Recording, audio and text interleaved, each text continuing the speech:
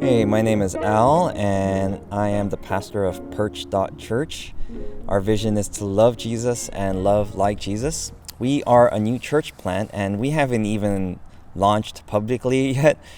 We were supposed to do that in October of this year, but COVID. I know COVID sucks.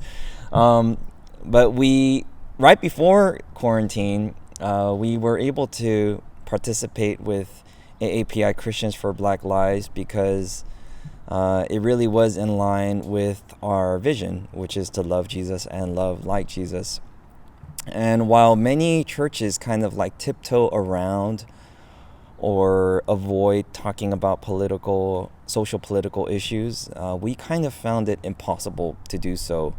We found it impossible to practice our faith and not talk about things that were relevant, especially in our culture and society these days, because, Jesus always talked about social political issues all the time, right? And he didn't beat around the bush, and he wasn't avoidant about talking about those things. And so we found it important to talk about these things head on. And because we've done that, we've kind of lost a few people along the way who kind of just wanted a more traditional church and didn't want to get involved with some of these political issues, and maybe were even upset that I was so involved with AAPI Christians for Black Lives. But I personally couldn't avoid getting involved with it because I was just so compelled and frankly bothered by what was happening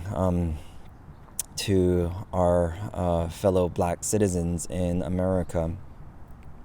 Now, as an Asian American, I feel especially compelled to get involved with this even more recently because I understand that Asian Americans are more white passing than most other ethnic groups, particularly Black and brown groups.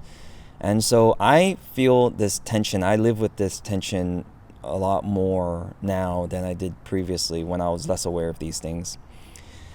And so because of my particular place of privilege, I want to be a voice, no matter how small or insignificant it may seem. I can't ignore it. And so that is why I felt it important to start off our church plant on the right foot by getting involved with organizations like AAPI Christians for Black Lives. Now, as a church, we've been involved not only with the vigil that AAPI Christians for Black Lives put on, but we've been involved with other protests, peaceful protests that were held in places like Pasadena and Glendale City Hall. We are also involved with the Glendale Religious Leaders Association, that are a cohort of churches and temples and other religious groups and faith-based organizations in the city of Glendale, because that was where we were meeting prior to quarantine. And we also are involved with other charities and nonprofit organizations that particularly help and assist people of color.